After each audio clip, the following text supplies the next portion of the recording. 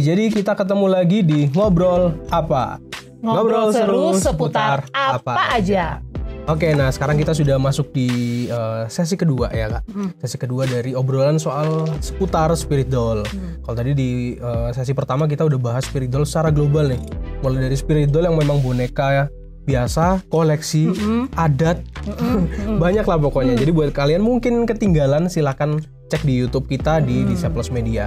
Yang pasti aku akan tayangkan di tanggal 1 Februari untuk sesi 1 tadi. Dan sekarang nih yang kalian dengerin, ini akan aku siarin ulang di YouTube kita di Disciples Media juga hari Selasa depan tanggal 8 Februari 2022. Nah, masih sekitar spirit doll bersama dengan pengajar Kak Grace Mas Petela. Oke. Oke Kak Grace, sebelumnya terima kasih sudah mau nemenin kita, nemenin ngobrol di pagi yang indah ini. Nah, walaupun sekarang nggak pagi, tapi nggak apa-apa. Hari itu selalu harus indah. Iya, maksudnya pagi itu selalu indah ya. Indah. Pagi kan indah, dingin. Hari baru. Betul, hari baru. Nah, kita lanjut ya Kak Grace, langsung aja. Jadi, ini kita mau tanya nih, aku bukan kita ya, aku mau tanya nih. Ini kan spirit doll itu pasti ada hal yang menjadi latar belakang kenapa kok orang mau melakukan itu. Nah, menurut Kak Grace sendiri nih, menurut Kak Grace ya, itu apa yang mempengaruhi orang kenapa kok mau melakukan itu? Mengadopsi. Kayak di sesi pertama tadi ya, Bi ya. Mau ngadopsi. Ya. Karena dia merasa dia membutuhkan. Oke. Membutuhkan teman bisa, membutuhkan teman curhat, atau juga yaitu kayak yang tadi di sesi pertama saya sempat singgung tentang tren gitu loh. Tren sekarang nih. Harusnya ikut-ikut. Tapi kalau mau dibilang secara, kalau mau melihat kepada ini ya, karakter ya, bisa jadi itu kebutuhannya dia. Ya, sebagai teman itu tadi ya. Dalam tanda kutip kasarnya tuh kayak pelampiasan gitu loh, Bi. Pelampiasan. Pelampiasan. Kenapa saya bilang pelampiasan? Karena dia merasa belum ada orang yang bisa memuaskan hatinya dia gitu. Betul. Karena dengan adanya boneka ini, mungkin saya merasa terpuaskan. Iya. Karena gini, logikanya ngapain sih bisa ngeluarin uang berjuta-juta kalau tidak memuaskan diri? Ya kan dia berani untuk keluarkan banyak duit. Betul. Berarti itu kepuasannya dia. Ya. Nah, jadi istilahnya ya kebutuhan dia juga. Mungkin dia merasa dia butuh banget seperti itu. Oke. Nah, menurut Kak Grace sebagai pengajar nih di dunia pendidikan, adakah faktor kemungkinan dari faktor pendidikan yang mempengaruhi perilaku ini?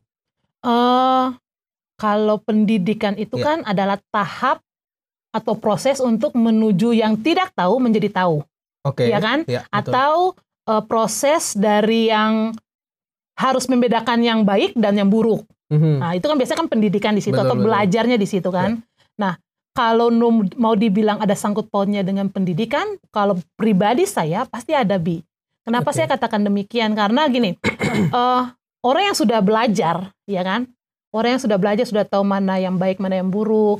Terus kemudian orang yang sudah tahu, orang yang sudah dalam proses dari tidak tahu menjadi tahu, untuk bisa mengadopsi boneka itu kan berarti sesuatu yang dipertanyakan sih pendidikan dia gitu loh. Gitu ya. Dia bisa bedakan nggak sih ini sebenarnya hal benar atau enggak? Ini hal yang realita hanya hayalan, gitu kan? Jadi kalau dibilang berpengaruh dengan pendidikan, pribadi saya sih kayaknya berpengaruh. Karena apalagi itu orang dewasa, iya nggak sih? Kalau anak-anak ya mungkin kita bisa arahkan, ini lo boneka, jangan dianggap sebagai anak beneran ya gitu. Tapi kan kalau orang dewasa kan sudah punya tahap ini buruk. Iya betul. Ini baik, ini penting, ini enggak gitu kan. Ini hayalan, ini ilusi dan sebagainya. Betul. Nah, jadi ada sih kayaknya Bi untuk mempengaruhi pendidikan sepertinya ada. Ada ya pengaruh pendidikan untuk perilaku ini ya. Oke. Nah memang kayaknya di pendidikan, dunia pendidikan pun menurutku bukan hanya akademis saja sih Kak. Iya betul. Ya, ada karakter di situ, ada motorik juga. Betul. Makanya mereka belajar olahraga dan lain-lain. Nah ini kan bisa dibilang pendidikan karakter nggak sih Kak? Ini termasuk pendidikan karakter. Jadi kalau untuk pendidikan anak usia dini, itu ada beberapa tahap atau juga metode, misalnya kayak kamu bilang tadi, mengasah motorik, sosial emosional, bahasa, dan kalau yang menyangkut boneka itu masuk di seni peran. Seni peran, ya, ada ya memang ada khusus, ada sentra yang dimana sentra itu atau ruangan itu yang hanya difasilitasi atau disediakan dengan alat-alat bermain peran. Salah satunya boneka. Tapi ada tujuannya memang. Ada tujuannya, dia punya tujuannya ada. Nah tentu tujuannya itu ya misalnya anak akan punya cita-cita menjadi dokter, dia akan menganggap boneka itu sebagai pasien. Oh iya, tahu itu sering aku lihat anak kecil iya, gitu. Kan? Iya, betul, dijadikan sebagai pasien. Terus kemudian seorang perempuan punya peran nanti kalau sudah dewasa akan berumah tangga, punya anak, cara mandikan anak seperti apa di situ. Iya, di situ. Iya. Di situ biasanya mereka bermain perannya di situ, dan itu memang kategori yang penting untuk membentuk karakter anak. Nah, seperti itu. Tapi itu dalam ranah pendidikan dalam ranah pendidikan. Dalam ranah pendidikan dan memang itu hal yang penting juga untuk anak usia dini, betul ya Kak? Karena memang kayaknya nggak ada tuh kalau waktu SMA terus main kelas gitu, nggak ada udah nggak lagi ya. Bener. Kalau ada ya lucu banget. Lucu banget. Nah sedikit membahas nih Kak, pengalaman pribadinya Kakak ini sebagai pendidik, pernah nggak sih menghadapi perilaku seorang anak yang mungkin menyerupai, bisa dibilang dia punya spirit doll gitu? Kalau spirit doll nggak ada. Puji Tuhannya ya, nggak ada ya. Kalau nggak gurunya repot dong ya. Iya betul. Tapi kalau yang namanya security object, itu pasti juga teman-teman tahu bahwa security object itu, atau mungkin punya pengalaman juga ya. Ada kebiasaan kecil kita yang punya selimut. Yang masih dibawa kemana-mana, kalau mau pindah rumah harus ditenteng juga, atau boneka, atau mainan khusus yang memang nggak boleh dipisahkan dari kita. Nah, itu namanya security object. Dan di sekolah memang ada satu anak yang baru beberapa minggu kemarin pun saya alami itu. Nah, jadi dia ke sekolah, dia harus membawa itu boneka. Dari warnanya putih sudah jadi abu-abu menuju hitam ya, karena kan nggak boleh dicuci. Iya, nangis jadinya, katanya tuh nanti nggak bisa tidur karena baunya hilang dan sebagainya. Nah itu dia bawa ke sekolah, dia bawa ke sekolah, dia mau itu boneka nggak di dalam tas, harus duduk dengan dia gitu. Dikasih bangku sendiri gitu? Dia mau dikasih bangku, cuma karena bangkunya satu, jadi dia mau taruhnya di meja. Di sebelahnya? Di sebelahnya dia. Terus saya katakan bahwa kakak ini kita mau belajar, kalau kakak taruh bonekanya di sini nanti menghalangi belajarnya kakak. Oh nggak apa-apa Bu Guru, katanya seperti itu. Terus kemudian karena saya merasa ini sudah mengarahkan sesuatu yang nggak baik seperti itu, terus saya mulai berbicara dengan dia. Ini boneka jangan bawa ke sekolah. Kenapa? Karena boneka ini hanya bisa bermain di rumah. Jadi kalau kakak ke sekolah jangan dibawa. Nanti kalau misalnya hilang juga kakak jadi sedih.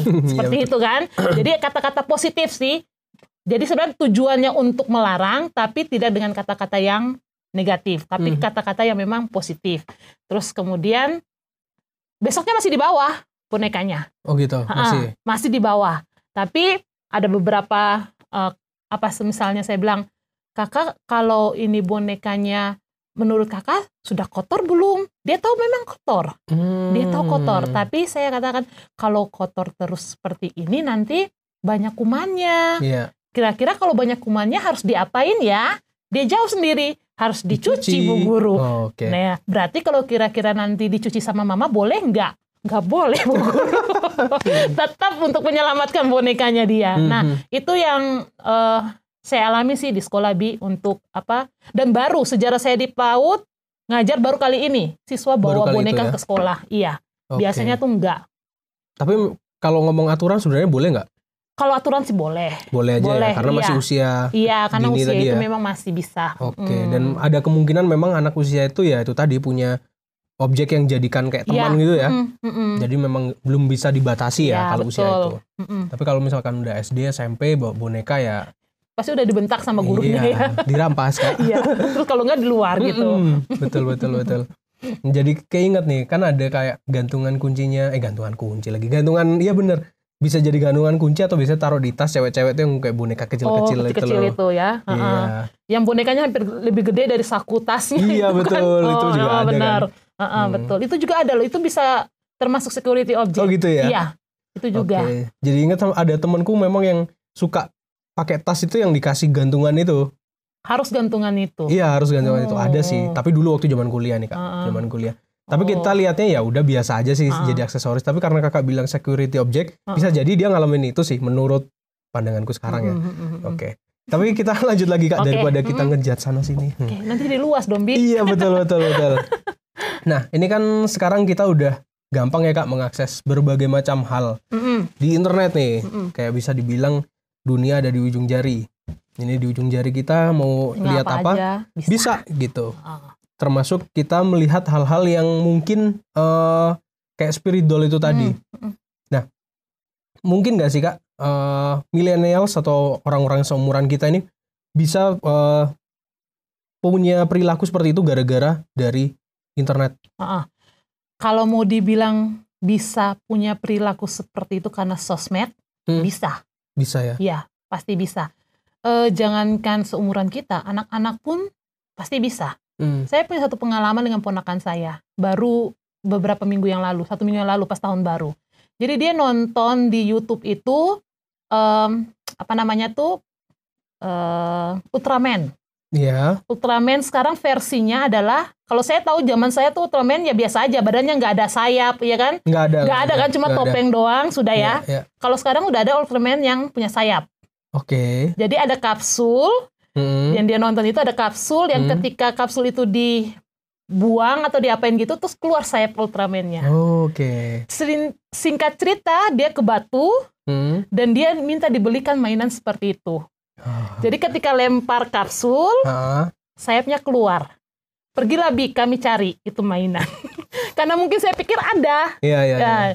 Ternyata hampir sebagian besar toko mainan di Kota Batu nggak ada. Nggak ada. Hanya dapat memang Ultraman. Ada kapsulnya, tapi nggak ada sayapnya. Oke. Itu Ultraman jenis baru kayaknya. Makanya terus saya tanya sama dia, Kakak nonton di mana? Yang pas lempar kapsul langsung kebuka sayapnya. Betul. Ada, nonton di YouTube. Dan itu saya mulai mengerti. Dia punya tingkat hayalan itu sesuai dengan yang dia nonton. Oke. Di sosmed kan. Nah, akhirnya saya jelaskan di toko mainan itu, karena sudah dicari oleh semua staff yang di situ. Nggak ada. Oke. Terus saya bilang, itu yang Kakak nonton di YouTube itu hanya film. Yang bisa dibuat oleh orang, bahkan terbang, menghilang pun bisa kok Kak kalau dinonton. Tapi kalau dalam bentuk mainan ini, saya tunjukkan mainannya, nggak ada. Nggak bisa Kak. Gitu. Saya tekankan di situ sama dia. Karena udah hayalannya kan udah tinggi sesuai dengan yang dia nonton di sosmed. Ya kan? Betul. Dan itu mempengaruhi, kalau kamu bilang tadi di awal, sangat mempengaruhi sosmed untuk anak-anak. Semakin banyak animasi yang aneh-aneh, semakin mereka tahu, oh iya itu bener. Tapi realitanya enggak. Iya. Kalau menurut kita, dia sedang berimajinasi, tapi menurut dia itu real. Menurut dia real. Makanya saya langsung tekankan. Kalau di yang Kakak nonton, itu hanya film. Bisa terbang, bisa hilang, bisa Kak. Tapi kalau dalam bentuk seperti mainan, tidak bisa. Karena ini hanya mainan. Baru dia terima. Ini kayaknya aku udah dapet Kak nama Ultraman-nya. Ultraman Taiga. Ya, betul. Terima kasih. Itu dia.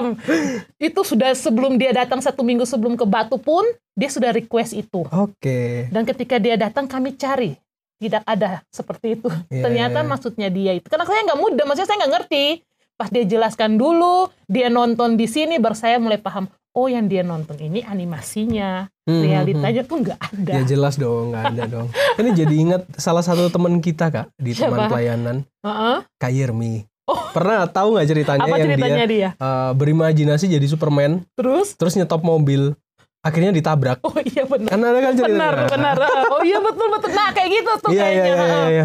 Oh iya. Kan dia ada mobil ini kan, kalau di Batu ini ada mobil apa sih? BNK ya, Batu Mantang Kasembon, yang mobil jarak jauh. Yang panjang itu ya. L300. L300. Terus dia lagi kenceng, Kak Yermi lompat di gini, Superman ya. Pas. Iya, hancur sudah. Itulah imajinasinya tuh pasti sudah di situ. Hayalannya itu sama dengan dinonton. Iya, padahal buat kita itu hanya imajinasi, ya udahlah ya, kita kan udah gede bisa menilai kan. Bisa nilai kan. Betul. Kalau dia anak kecil ya nggak bisa dia nilai. Iya, yang dia lihat itu ya sudah real itu. Iya, dikira real. Benar. Padahal sama sekali tidak. Contohnya ada Kak Yermi. Itu fix bener ada ya. Iya, ada. Real, dan waktu itu Kak Yermi kalau kesaksian, karena pernah kuundang juga Kak di Ngobrol Apa. Waktu itu dia juga cerita waktu itu hampir meninggal. Iya. Oh, gitu, ada bekas jahitannya panjang di kepalanya kan. Oh iya bener. Di sebelah kiri Iya, panjang dari betul. pelipis sampai belakang. Itu karena tabrakan itu tadi, tabrak pickup. Karena berhayal ya. Iya, menjadi seorang Superman yang bisa menghentikan mobil. Oke. Oke, ya, tapi itulah ya namanya anak kecil. Ya, berimajinasi, iya. Mereka harus imajinasinya kita nggak bisa batasi, tapi paling nggak kita bisa ajari lah. Kita kasih tahu ini real apa enggak. Ya, kalau betul. ini nggak real ya seenggaknya jangan ditiru, karena bahaya. Kalau sekedar untuk hiburan sih nggak masalah Ya, sebenarnya. benar. Ya, jadi memang tontonannya anak-anak itu harus kita kontrol lah. Ya, kita harus awasi juga, dampingi ya. Jangan cuma main kasih HP terus kita hilang kemana gitu. Betul. Ya namanya zaman sekarang kan udah gampang aja ya, kamu bilang itu dunia itu di ujung jari itu. Mereka pun sekarang aja anak-anak udah bisa yang namanya skip. Iya betul. Kan? Udah iklan mau muncul dilewatin. Ya, skip ad gitu. Apalagi orang dewasa. Ya, jadi memang anak zaman sekarang bisa dibilang lebih canggih lah. Iya benar. Jadi inget ini juga Kak, Teletubbies. Oh ya. Kalau aku kayaknya dulu waktu kecil pernah berkhayal itu loh.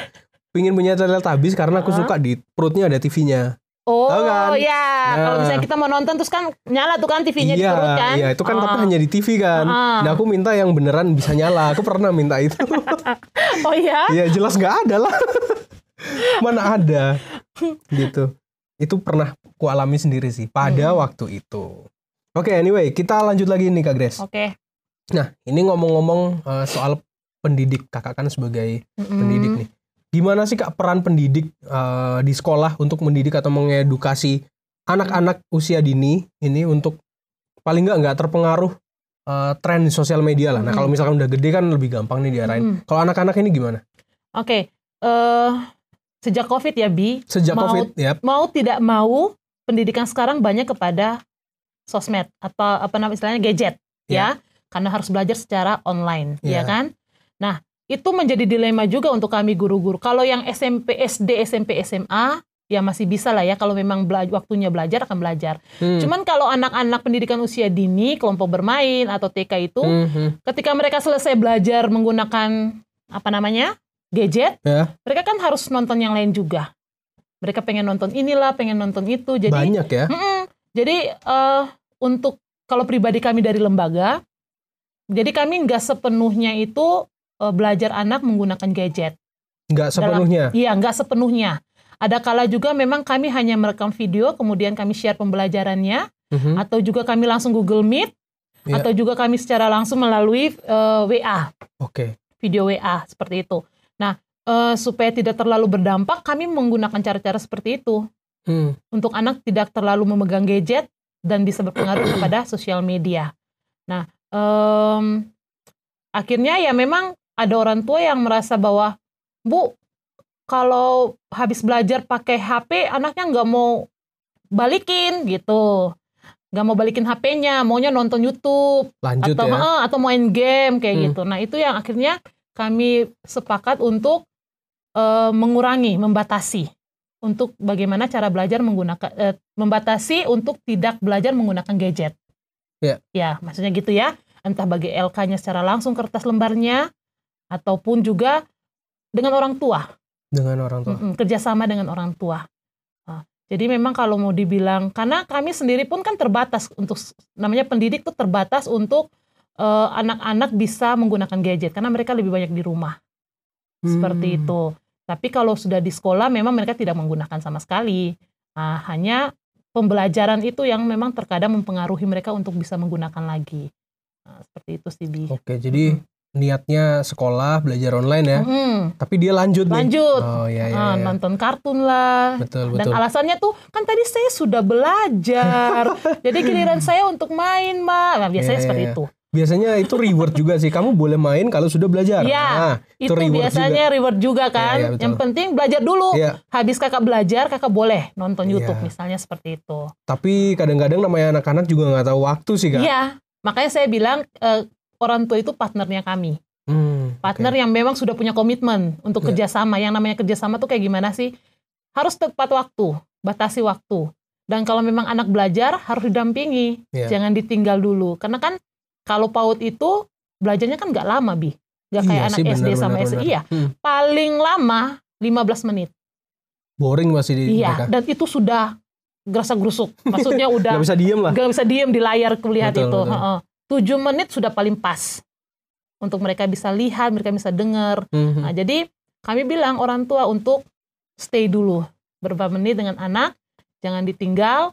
Terus setelah itu, dan biasanya kalau misalnya kami udah tahu anak ini sering main habis belajar, kami langsung kasih pesan di itu, di apa namanya, di Google Meet ataupun di video call HP, WA.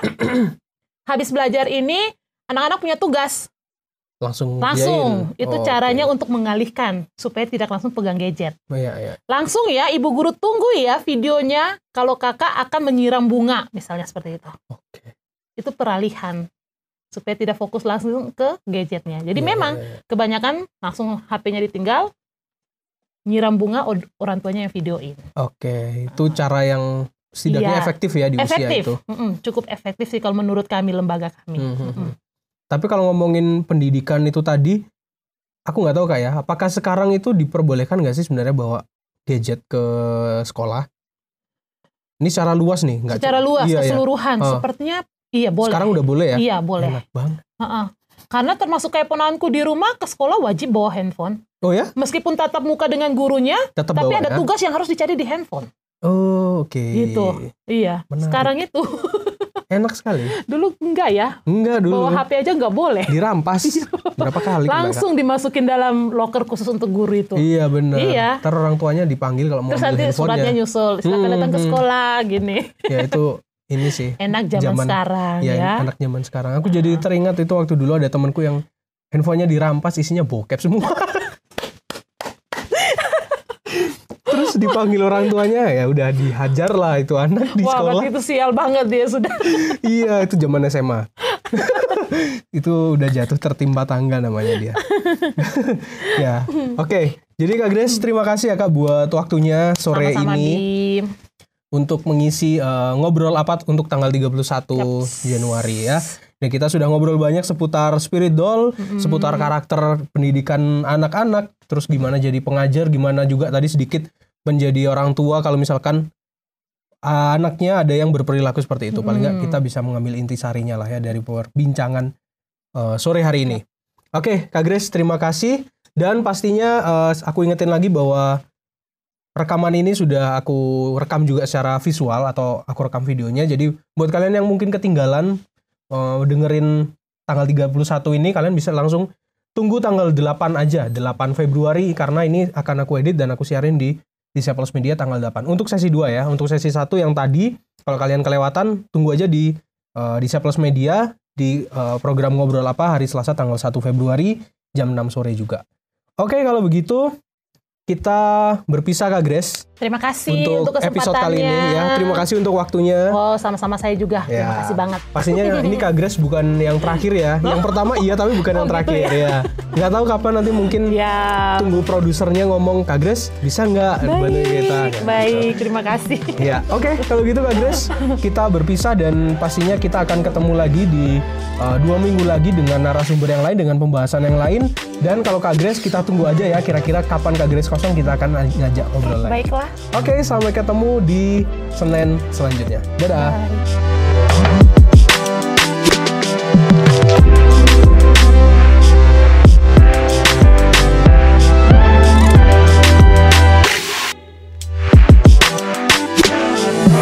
want you to know we're thinking about you and wishing you a lot of good stuff coming your way. Love you.